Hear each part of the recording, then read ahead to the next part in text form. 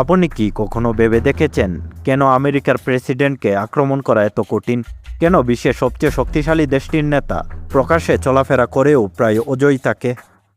অনেকেই ভাবেন এটা শুধু সিস্টেম সার্ভিসের জন্য, কিন্তু আসল রহস্য লুকিয়ে আছে তাদের টেকনোলজিতে।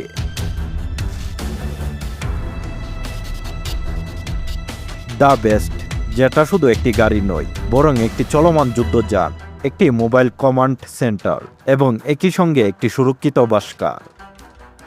এই গাড়ির বাহ্যিক ডিজাইন দেখে আপনি হয়তো ভাবেন এটা একটা বিলাসবহুল লিমোজিন, কিন্তু বাস্তবে এটা তৈরি করা হয়েছে সামরিক প্রযুক্তি দিয়ে। এর বডি এমনভাবে নির্মাণ করা হয়েছে যাতে এটি রকেট লঞ্চার থেকে শুরু করে ভারী অস্ত্রের আক্রমণ পর্যন্ত প্রতিরোধ করতে পারে বলে ধারণা করা হয়। স্টিল, অ্যালুমিনিয়াম এবং টাইটানিয়ামের বিশেষ মিশ্রণে তৈরি এই কাঠামো এতটাই শক্তিশালী যে সাধারণ গাড়ির সঙ্গে এর কোনো তুলনাই হয় না। দরজাগুলো এত ভারী যে এগুলো খুলতে বিশেষ শক্তি লাগে এবং বলা হয় প্রতিটি দরজা একটি বিমানের দরজার সমান শক্তিশালী। গাড়িটির গ্লাস বা জ্বালানাও আলাদা মাত্রার নিরাপত্তা দেয়। এটি মাল্টি লেয়ার্ড বুলেটপ্রুফ গ্লাস, যা শুধু গুলি নয়, বিস্ফোরণের শকও সহ করতে পারে। জ্বালানাগুলো পুরোপুরি খোলা যায় না, শুধুমাত্র ড্রাইভারের পাশে একটি ছোট্ট অংশ খোলা যায় যাতে জরুরি প্রয়োজনে যোগাযোগ রাখা যায়, কিন্তু বাইরের হুমকি ভেতরে ঢুকতে পারে না। গাড়ির ভেতরে কেবিন সম্পূর্ণ সিল করা। যদি কোনো রাসায়নিক বা জৈবিক আক্রমণ হয় তাহলে বাইরের বাতাস সম্পূর্ণভাবে বন্ধ করে দেওয়া যায়। ভেতরে আলাদা অক্সিজেন সাপ্লাই থাকে যাতে প্রেসিডেন্ট দীর্ঘ সময় নিরাপদে থাকতে পারে। অর্থাৎ বাইরে যতই বিপজ্জনক পরিস্থিতি তৈরি হোক, ভেতরে বসে প্রেসিডেন্ট সম্পূর্ণ সুরক্ষিত থাকবে। এখানেই শেষ নয়, এই গাড়িতে এমন কিছু ফিউচার রয়েছে যা সাধারণ মানুষের কল্পনার বাইরে। উদাহরণ হিসাবে বলা যায়, জরুরি পরিস্থিতির জন্য প্রেসিডেন্টের রক্তের গ্রুপ অনুযায়ী সংরক্ষিত রক্ত রাখা হয়। যদি কোনো দুর্ঘটনা বা হামলায় আহত হন তাহলে সঙ্গে সঙ্গে প্রাথমিক চিকিৎসা দেওয়া সম্ভব হয়।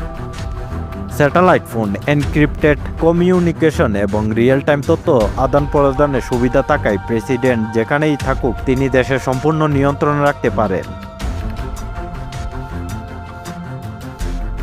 গাড়িটির টায়ার সাধারণ নয়, এগুলো রান ফ্ল্যাট টায়ার, অর্থাৎ গুলি লাগলে বা সম্পূর্ণ ক্ষতিগ্রস্ত হলেও গাড়িটি অনেক দূর পর্যন্ত চলতে পারে। ফলে আক্রমণের সময় গাড়ি থেমে যাওয়ার সম্ভাবনা প্রায় নেই।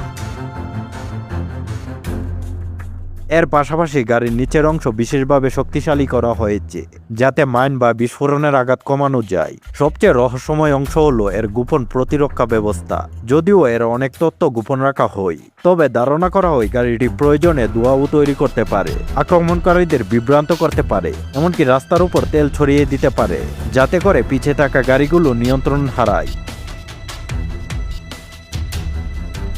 কিছু রিপোর্টে বলা হয় এতে ইলেকট্রনিক কাউন্টার মেজারও থাকতে পারে যা দূরনিয়ন্ত্রণ বিস্ফোরণ প্রতিরোধ করতে সক্ষম।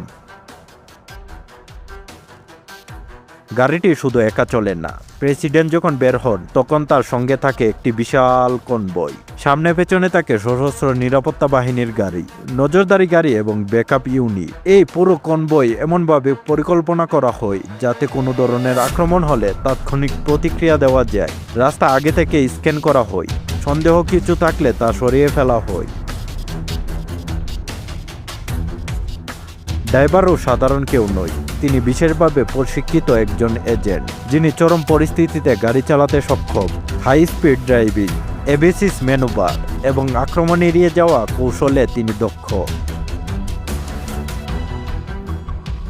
অর্থাৎ শুধু গাড়ি নয়, এর প্রতিটি অংশ, এমনকি মানুষ সহ একটি সমন্বিত সুরক্ষা ব্যবস্থার অংশ। এখন প্রশ্ন হলো, এই সব কিছুর পরও কি প্রেসিডেন্টকে আক্রমণ করা একেবারেই অসম্ভব? বাস্তবতা হলো কোনো কিছুই শতভাগ নিরাপদ নয়, তবে দ্য বেস্ট এমনভাবে ডিজাইন করা হয়েছে যাতে ঝুঁকি সর্বনিম্ন পর্যায়ে নামিয়ে আনা যায়। এই গাড়ি শুধু আক্রমণ ঠেকায় না, বরং আক্রমণের পরও প্রেসিডেন্টকে নিরাপদে সরিয়ে নেওয়ার সুযোগ তৈরি করে দেয়। এই কারণেই বলা হয় আমেরিকার প্রেসিডেন্ট শুধু একজন ব্যক্তি নন, তিনি একটি চলমান সুরক্ষা ব্যবস্থার অংশ। তার চারপাশে যে প্রযুক্তি, পরিকল্পনা এবং নিরাপত্তা ব্যবস্থা কাজ করে তা পৃথিবীর অন্যান্য নেতাদের তুলনায় অনেক এগিয়ে। এটা বোঝা জরুরি যে এই গাড়ির অনেক তথ্যই গোপন রাখা হয় নিরাপত্তার স্বার্থে। আমরা যা জানি তা কেবল একটি অংশ মাত্র। আসল ক্ষমতা এবং প্রযুক্তি এর থেকেও অনেক বেশি উন্নত হতে পারে, যা সাধারণ মানুষের কল্পনারও বাইরে। এইসব কারণেই যখন আমেরিকার প্রেসিডেন্ট এই গাড়িতে থাকেন, তখন তাকে আঘাত করা শুধু কঠিনই নয়, প্রায় অসম্ভবের কাছাকাছি হয়ে যায়।